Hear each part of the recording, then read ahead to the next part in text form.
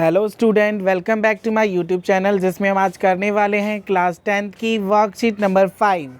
आज है 14 जुलाई 2021 और आज हमें वर्कशीट में 3 तरह के सब्जेक्ट्स दिए गए हैं, मैथ्स, हिंदी और साइंस। तो आइए बच्चों, हम इसको अच्छी तरह समझते हैं। तो सबसे पहले हम करते हैं अपनी मैथ्स की वर्कशीट। ठीक है बच्चों, तो मैथ्स की वर्कशीट में आपको कार्तीय तल की जानकारी दे रखी है। तो कार्तीय तल होता क्या है, आपको ये पता होना चाहिए। कार्तीय तल क्षैतिज रेखा, ऊर्ध्वाधर रेखा, चतुर्थांश, मूल बिंदु, एक्स अक्ष, वाई अक्ष, निर्देशांक, भुज और कोटि। ठीक है बच्चों, तो पहले हम जानते हैं कि ये किन को कहा जाता है। तो आपको बच्चे ये ग्राफ दिख रहा है, ये ब्लू कलर में देखिए, आपके सामने एक ग्राफ है।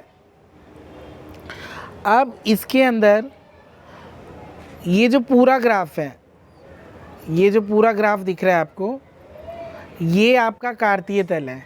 यानी एक ऐसी लाइन खींची है और एक स्टैंडिंग लाइन है, तो ये आपका कार्तीय तल कहलाता है पूरा ग्राफ। ठीक है बच्चों। अब हम चलते हैं अपने नेक्स्ट चीज़ों की ओर। तो उसमें बच्चे आप पूछे क्षैतिज रेखा। तो क्षैतिज रेखा की बात करें तो जो क्षैतिज रेखा होती है हमारी, वो होती है ये वाली लाइन। ये क्षैतिज रेखा है आपकी और इसको हम कहते हैं एक्स। क्या कहते हैं बच्चों? एक्स। क्षैतिज रेखा को एक्स अक्ष कहा जाता है। और वहीं बात करें ऊर्ध्वाधर रेखा, तो ऊर्ध्वाधर आपकी स्टैंडिंग जो लाइन है ये वाली, ये ऊर्ध्वाधर रेखा है और इसे हम कहते हैं वाई। क्या कहते हैं? वाई। तो क्लियर हो गया आपको 3 चीज़ें। Very good. अब हम आगे की ओर चलते हैं बच्चे। उसके बाद नेक्स्ट पॉइंट इन्होंने दिया हमें चतुर्थांश। ठीक है बच्चों, अब चतुर्थांश की जब बात आती है तो चतुर्थांश का मतलब होता है चौथा हिस्सा। ठीक है, यदि आपसे किसी ने बोला कि 100 का चतुर्थांश बताइए, तो 100 का चतुर्थांश क्या होगा? 25, यानी उसका चौथा हिस्सा बताना है। तो ये देखिए, एक कार्तीय तल के 4 चतुर्थांश होते हैं। ये पहला चतुर्थांश है, पहला, दूसरा, तीसरा और चौथा। तो इसके 4 हिस्से हो गए बच्चे कार्तीय तल के।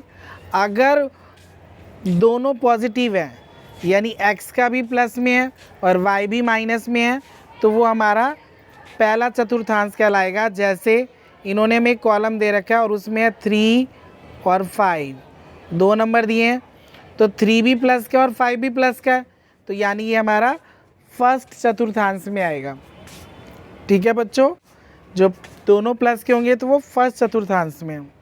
अब बात करते हैं दूसरा चतुर्थांश। दूसरा चतुर्थांश का मतलब है कि x वाली चीज़ माइनस में और y वाली चीज़ प्लस में।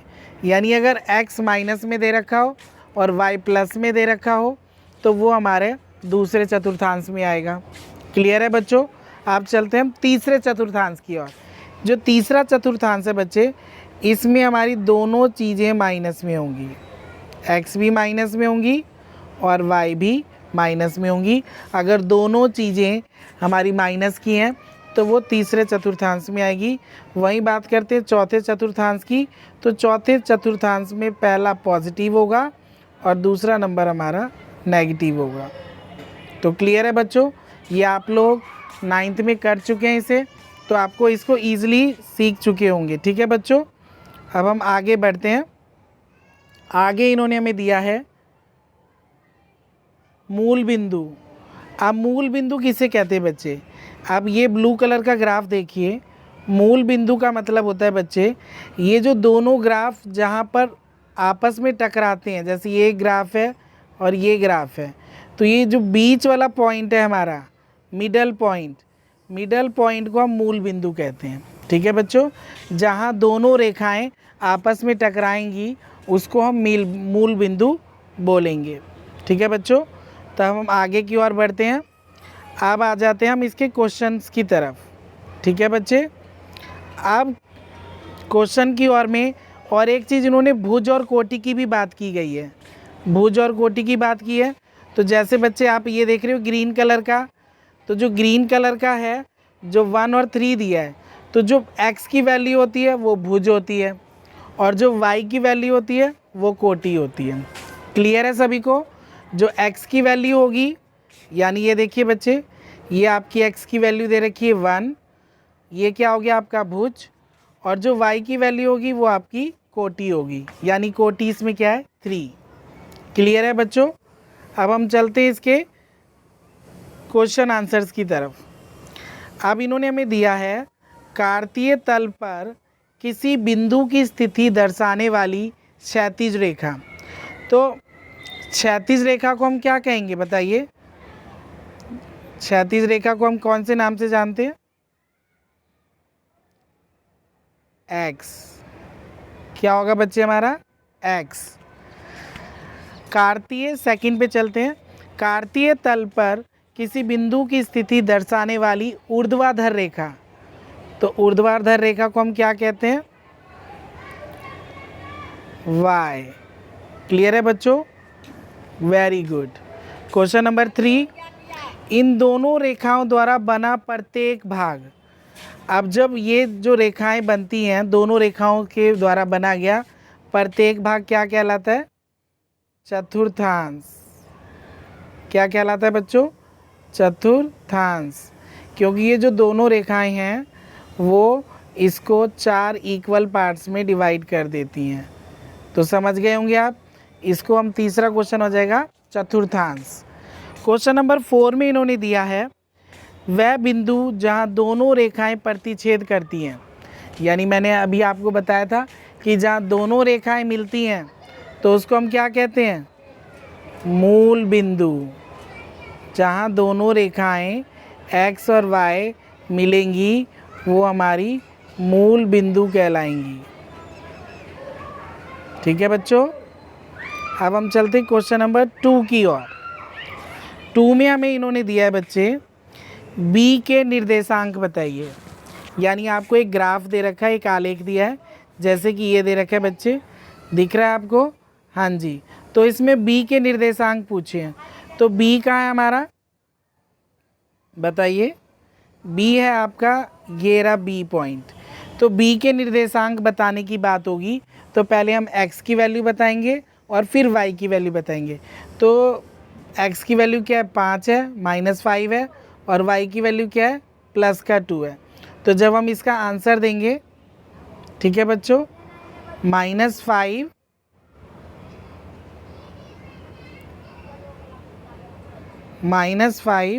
और +2, तो ये b के निर्देशांक हो गए।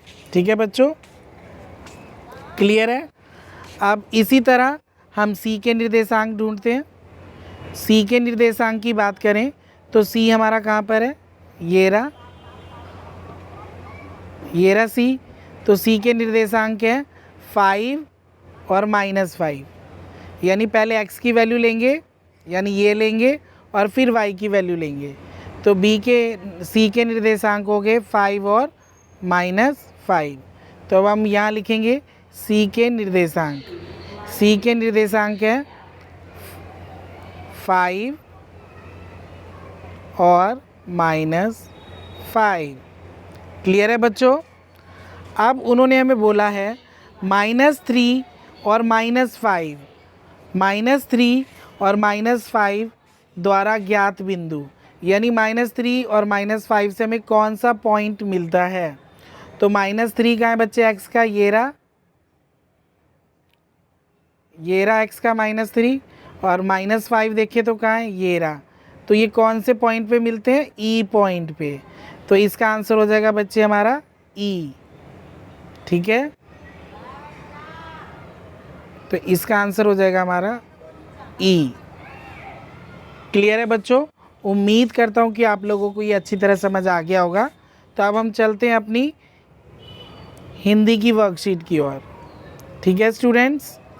हिंदी की वर्कशीट में स्वामी विवेकानंद जी के बारे में कहानी दे रखी है।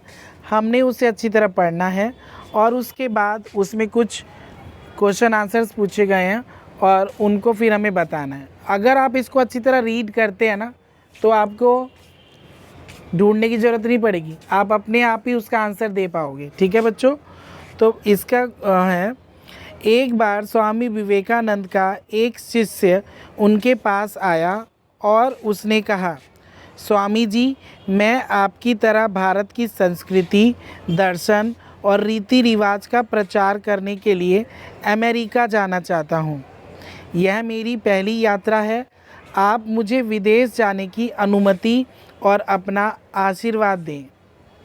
स्वामी जी ने उत्तर दिया, सोचकर बताऊंगा। शिष्य समझ गया कि वह उसे अमेरिका नहीं भेजना चाहते, वह उसे अपने पास ही वह उनके पास ही रुक गया। 2 दिनों के बाद स्वामी जी ने उसे बुलाया और कहा, तुम अमेरिका जाना चाहते हो तो जाओ, मेरा आशीर्वाद तुम्हारे साथ है। शिष्य ने बहुत विनम्रतापूर्वक स्वामी जी से 2 दिन बाद उत्तर देने का कारण पूछा। स्वामी जी ने कहा, मैं देखना चाहता था कि तुम्हारे अंदर कितनी सहनशक्ति है। कहीं तुम्हारा आत्मविश्वास डगमगा तो नहीं रहा, लेकिन तुम यहाँ रहकर निर्विकार भाव से मेरे आदेश की प्रतीक्षा करते रहे, ना क्रोध किया, ना जल्दबाजी की और ना ही धैर्य खोया। जिसमें इतनी सहनशक्ति और गुरु के प्रति प्रेम भाव हो, वह शिष्य कभी भटकेगा नहीं। किसी दूसरे देश के नागरिक के मन में अपने देश की संस्कृति को अंदर तक पहुंचाने के लिए ज्ञान के साथ साथ धैर्य, विवेक और संयम की आवश्यकता होती है। मैं इसी बात की परीक्षा ले रहा था। शिष्य स्वामी जी का यह उत्तर सुनकर अभिभूत हो गया। ठीक है बच्चों, तो ये बहुत ही अच्छी स्टोरी के माध्यम से हमें बहुत अच्छी सीख दी गई है कि हमारे अंदर किसी चीज़ की धैर्य होनी चाहिए।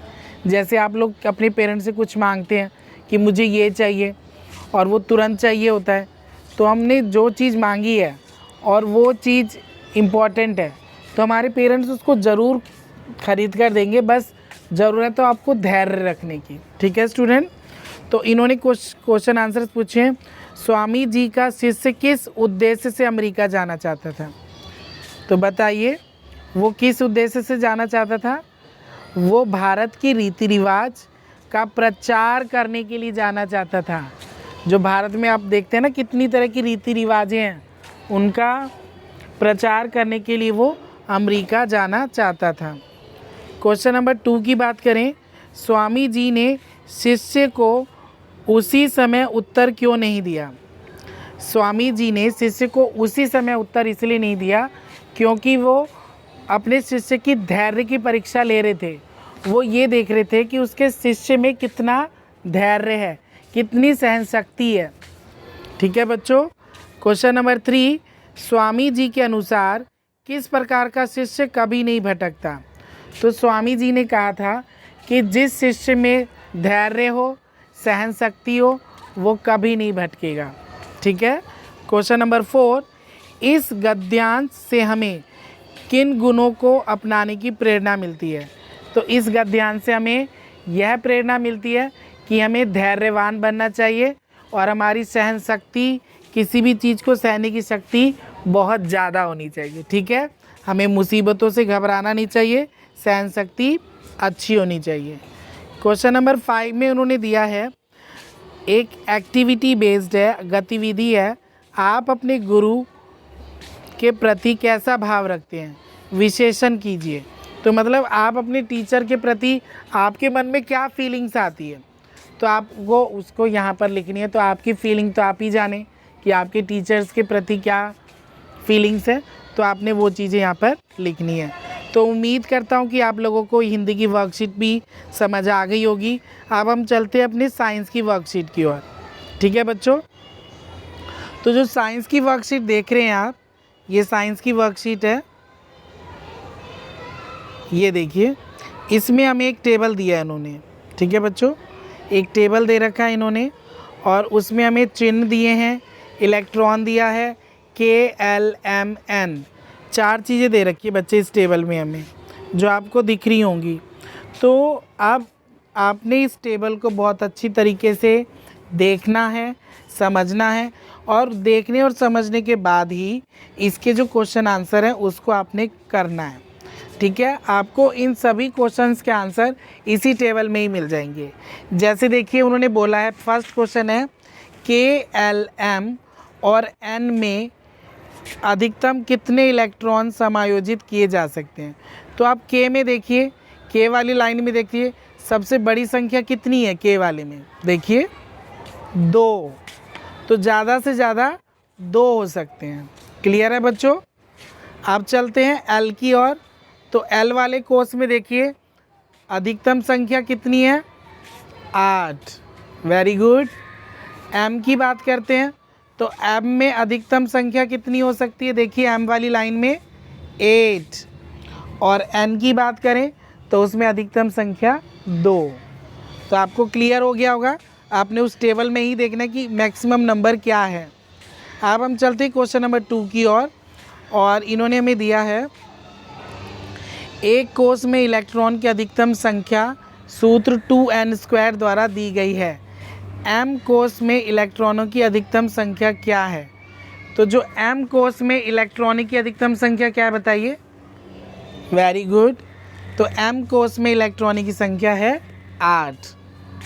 क्वेश्चन नंबर 3 बच्चे, उन्होंने हमें 5 चीज़ें दे रखी हैं, सोडियम, मैग्नीशियम, क्लोरीन, कार्बन और ऑक्सीजन। ठीक है बच्चों, तो हमें इनका इलेक्ट्रॉनिक विन्यास लिखना है।